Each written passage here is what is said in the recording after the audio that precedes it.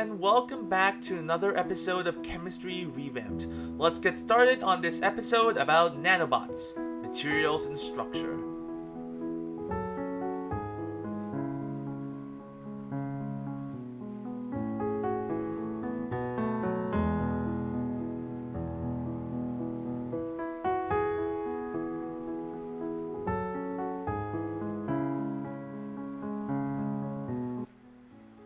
So, to get started for today, let's take a step back and take a look at science as a whole again. Last time, we've covered how chemistry is described by physics. I think it's a really elegant description. You should go and watch it. Link is down below as always. And today, of course, we are going to look at how chemistry is related to biology, but with a little bit of a twist. We won't be describing chemistry relation to biology in the sense that we describe physics relation to chemistry like last time. But today, we're going to see how chemistry can be used to mimic biology. Let's get started.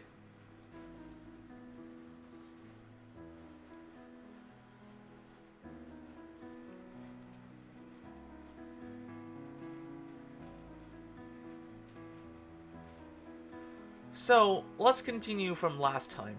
Last time, we saw that light is the source of energy for plants by exciting electrons in specific chemical reactions. As amazing as that is, the thing I feel is more amazing is that how all of this is facilitated by enzymes, or more broadly, proteins.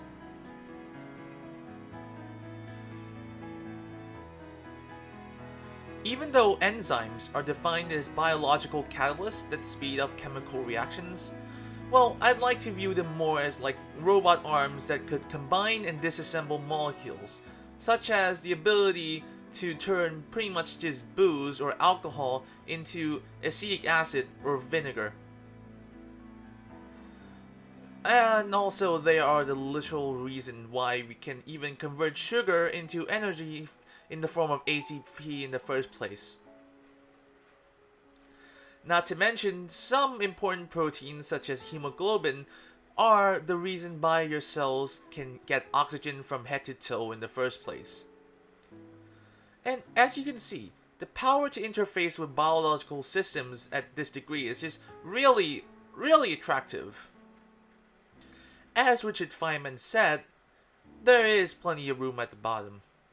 And what he means by that is that there's so much potential for things at the nano and micro scales. Last time, I've simply introduced the building materials to you, but this time, I'm going to show you how we can start using those materials to craft cool and new items, much like in Minecraft.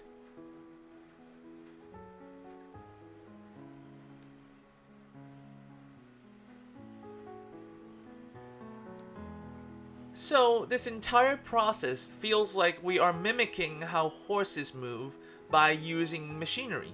And yeah, back in the Industrial Revolution, we've managed to accomplish this using combustion engines.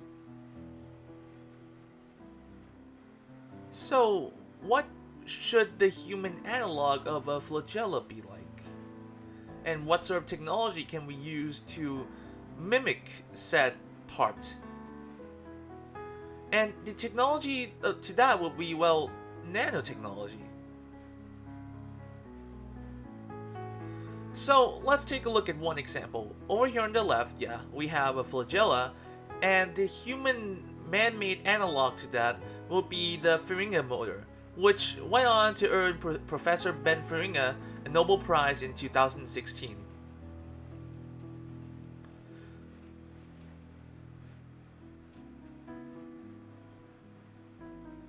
So this is how the Feringa motor works. First, you shine UV light onto it, then it will rotate.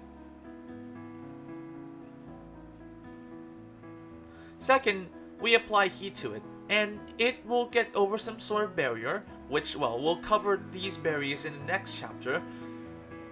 And it's past that barrier, then we shine UV light onto it again in order to rotate it.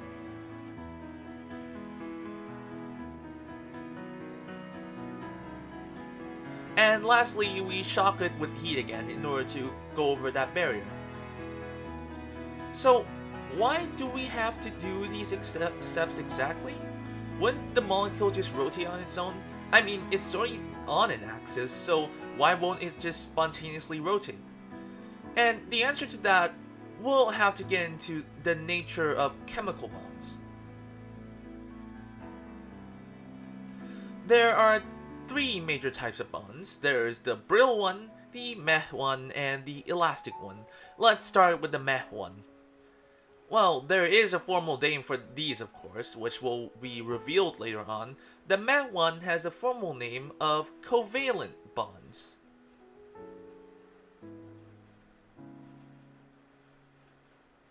You've actually seen covalent bonds before. They are just wave functions interfering constructively or destructively. The destructive case creates a higher energy, and the constructive creates lower energy. Electrons being who they are, they just go to the lowest level to maximize stability. Another aspect of covalent bonds is that, well, when you try to bond for hydrogen to a carbon to create a methane, the hydrogen, well, it already has electrons orbiting around it, so they're kind of repulsed by each other, if you see what I mean. This 90-degree rotation separation is definitely not enough to make these guys satisfied. So what the carbon does is that they sum an s orbital with all the p orbitals in order to create a sp3 orbital. And this is why methane has its shape, in order to make the hydrogens as separated from each other as possible. And this is the nature of single bonds. Now, let's go a step further and look at sp2 hybridization. It takes one s orbital and two p orbitals in order to form an sp2 orbital. And the faded orbitals are just the unused p orbital, since there are three, right? Now, let's take a look at how double bonds are formed. You take two sp2 hybridized molecules, or atoms in this case, and you bond them to each other. The sp2 orbital would form a sigma orbital.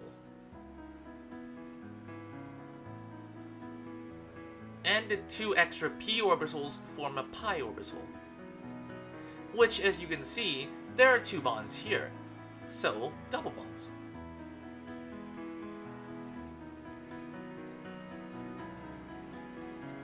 So let's take a look at an example of sp2 hybridization in action. This molecule here is acetic acid, which is pretty much found in vinegar, and it's the one you've seen from the enzyme part of this lecture. So when you throw acid into water, the acid usually, well, some of it, dissociates the hydrogen and lets it loose into the solution. So what we have remaining is this acetate ion. And of course, the molecule doesn't really like the fact that there's an electron hanging around outside. So what the molecule does is that it tries to incorporate that electron into the bonds. However, there is a rule here. It's that carbon doesn't, well, actually any row 2 elements, they cannot handle more than 4 bonds at once because there's not enough orbitals for that to happen. So what it does is that the electrons, yeah, it forms a double bond, alright? But the double bond on the upper side actually just goes ahead and forms another charged oxygen. And this occurs back and forth for a big while. So usually what chemists do is that, well, they just draw it as an average while the electron is centered in the middle. The thing is that that description isn't really that accurate to what the electrons are actually doing. So let's take a look at the real case here. let's put on the orbitals first. There's 3 of them, 3 p orbitals. We'll just ignore all these sp2 orbitals and just focus on the pi system up there. So there's 3 p orbitals. And how these interfere is that, let's look at the energy diagram here.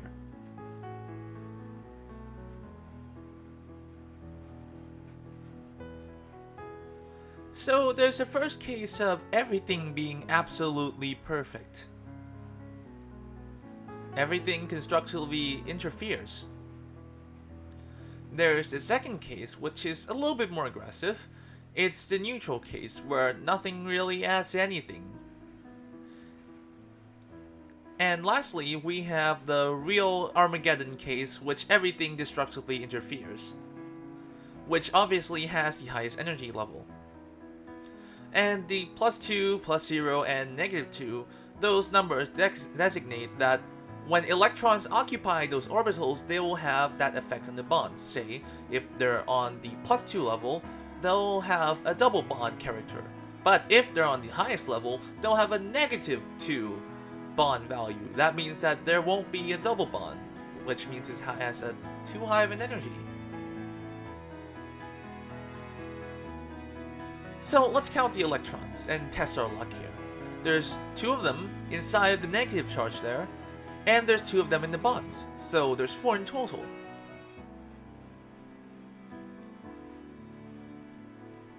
And bada bing bada boom, there is no negative interference, so actually it would actually retain the double bond character that we've predicted.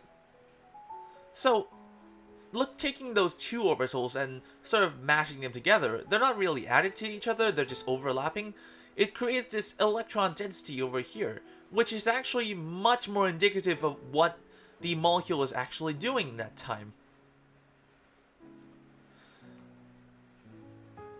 As you can see, this density over here is much more representative of how the electrons are localized more so onto the edges of the molecule. So this description of an average electron density over here is actually not that accurate. And this phenomenon is called conjugation, or resonance if you prefer that term, which makes the molecule more stable. But to really put some steroids on stability, we gotta form, let's say, the ultimate version of conjugation. And that can be done with cyclic molecules such as benzene, though there are rules against some cyclic compounds not being able to do this. Benzene fits the bill perfectly here. So benzene has 6 p orbitals.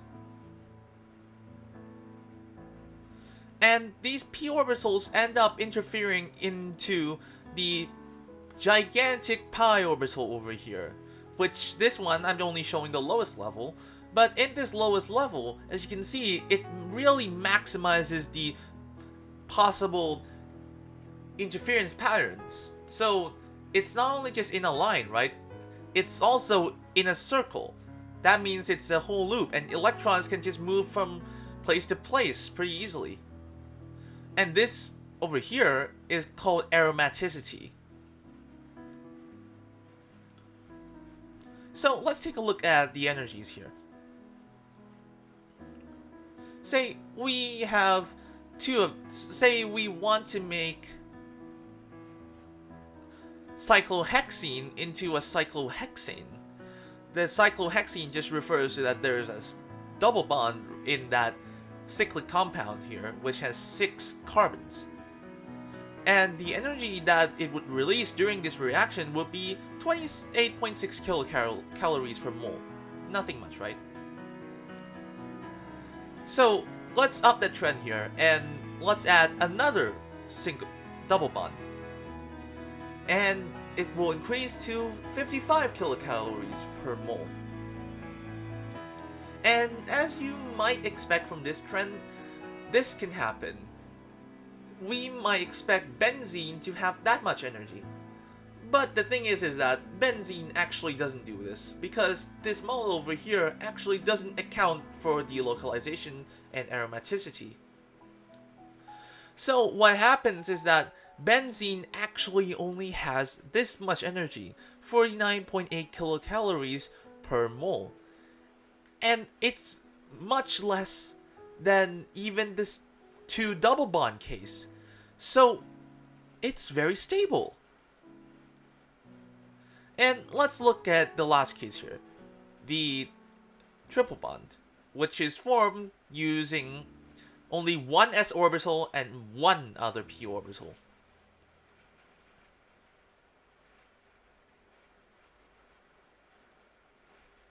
So this just interferes much like last time. There's one sigma orbital and 2 pi orbitals this time.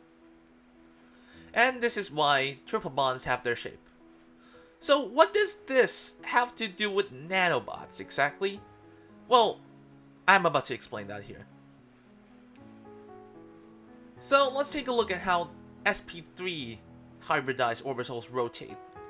So if, say, we have a molecule like methane, they would be able to rotate around any sort of axis. It is a free rotation, there's no restriction here.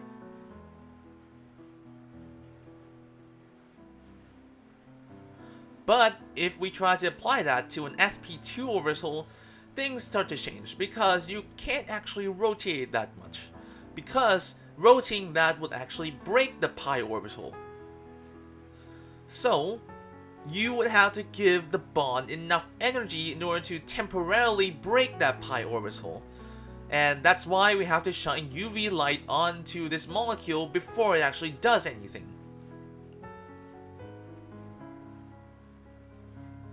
And, well, best of luck for the sp hybridized case, because that would almost never rotate. So all of these can actually be applied as nanobot parts. The sp3 case would be a free joint. The sp2 case would be the reluctant joint, which requires some sort of activation in order to move. And the sp case would be a thick axle, which is pretty much rigid and irrotatable. So this is an applied version of the Feringa motor, and as you can see, there's all sorts of hybridizations here. And as you may expect, if you use the same procedure in heating and treating with UV light, this will actually move forwards. So that's it for the covalent bond. Now let's take a look at its younger brother, the ionic bond, the more brittle bond. So ionic bonds are actually just a special case of covalent bonds. Though these two actually share wave functions, the attraction is primarily built on charge attraction. And yeah, that's it for the ionic bonds. Let's take a look at the last of the three, the more elastic one, metallic bonds. Metallic bonds have this really unique characteristic where all the electrons are delocalized. And yeah, if you're really thinking that benzene is the extreme case, this is the uber ultra extreme case. So how do we actually represent this in orbital form? Well, just another reminder, this is how molecules share wave functions. So this is the case where there's two atoms sharing wave functions, right? And this will be the case where there's 4 of them. It will create 2 orbital layers. One which is mostly anti-bonding and one which is mostly bonding. And you take these 4 orbitals and sum them up in order to account for the case where there's 8 atoms, and so on and so forth. The energy levels actually narrow down and finally form into something called a band structure. The band structure is pretty much just like an orbital diagram for really, really large materials. And for the band structure, there's a feature called the band gap, which is the separation between the higher level and the lower level. The lower level is called a valence band, and the upper level is called a conduction band, for reasons you'll see soon. So if we use light, the electrons would be excited to the conduction band, and the material would conduct electricity. So actually, I've been lying to you a little bit here, and this is actually the behavior of semi-metals such as silicon or gallium and things like that. So if we were to talk about real metals like copper, iron, or gold, for example, it would actually behave like this. There would be no band gap, and the valence band and the conduction band would be the same band. And with just the flick of a voltage, electrons would actually just move around freely. But not to be outshined, semi-metals are actually the basis for something really important to our daily lives. Semi-metals, well, they can also be excited by other electrons, and this electron would also behave the same way. It will go into the conduction band and move around. And as you can see, this is kind of like a switch, right? If you're really thinking a bit further. Say we have silicon over here, and this is heavily simplified. This is not how this device would actually work in real life, but I digress. Let's take a look at this here. Say if we do it normally, the electron will be just, well, pushed away from the silicon, not able to go forwards in the circuit. But if we apply an electron to the other side, this will make the other electron be able to go past this gate over here. And this is the vastly simplified explanation for how transistors work. And my oh my, does this have so many applications. You wouldn't have your PC right now, or your phone, or your tablet, or your electronic devices in general without transistors. They're basically electronic switches that they don't require a human to operate. They just operate based on electricity. So this inevitably leads up to making bigger robots. So not only can chemistry create small bots, they can also create big bots as well. Nice. So yeah, that's it for chemical bonds. There's the ionic variant, the covalent variant, and the metallic variant, each varying in some property. And this is basically why I'd say that chemistry is pretty much the center of all of the sciences. As Richard Feynman would say, and I completely agree with this, there is plenty of room at the bottom. Thank you so much for listening. See you next time.